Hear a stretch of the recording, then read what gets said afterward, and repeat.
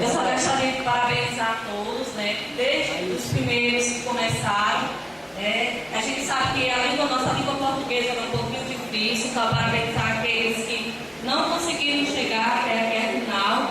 E assim, a maior força para quem está agora na final e que vai concorrer agora. E que, assim, que a cada dia ele cresça mais, porque a nossa linguagem, a gente só vai começar a falar e escrever correto enquanto a gente ler mais.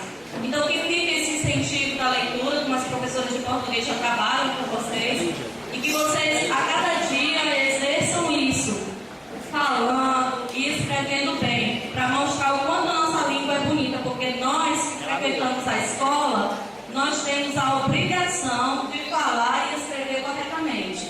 E a gente pega no dia a dia esses vícios de linguagem que não é legal. E a gente tem que ler mais, quanto mais a gente ler vai ser melhor.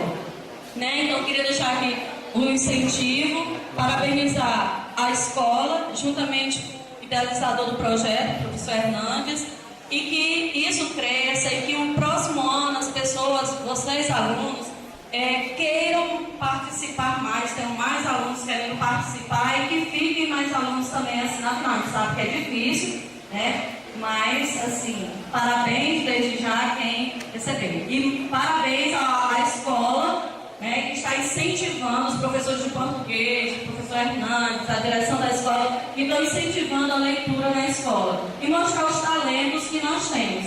Nós temos aí grandes pessoas que estão aí declamando poesias, cantando, apresentando, dramatizando, enfim, mostrando o potencial que nós e Thais Saberes temos e que estava muito tempo guardado, escondidinho. Então, parabenizar a todos que estão à frente da escola da administração, justificar que a nossa secretária não pôde estar aqui presente, que ela foi para uma consulta em Fortaleza, mas ela gostaria muito de estar aqui presente para parabenizar pessoalmente a quem vier ganhar. Boa tarde.